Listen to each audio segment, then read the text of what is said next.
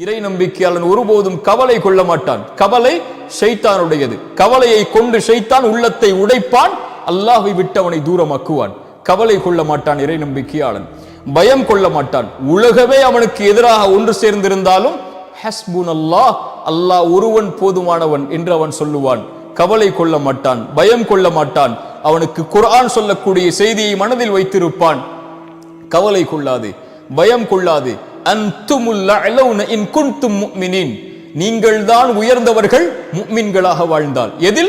எதிலும், இந்த உலக காரியத்திலும் தொழிலிலா நீங்கள் தான் உயர்ந்தவர்கள். இறை நம்பிக்கையாளராக இருந்து அல்லாஹ் அனுமதித்த வழியில் உங்களுடைய செல்வத்தை சேகரிப்பதற்கு நீங்கள் முன்னேறினால் இந்த உலகத்தில் இருக்கக்கூடிய எல்லோர்களையும் செல்வத்திலும் நீங்கள் முந்தலாம். உங்களுடைய முயற்சியை நீங்கள் அதில் வைத்திருந்தால், முஃமின்களாக வாழ்ந்தால். விளையாட்டிலா, தொழிலிலா, கல்வியிலா அல்லது இந்த உலகத்துடைய எந்த காரியத்திலும் அடுக்கிக் கொண்டே போகுங்கள். நீங்கள் முன்னால் வந்தால்தான் நீங்கள் இறை நம்பிக்கையாளர்கள்.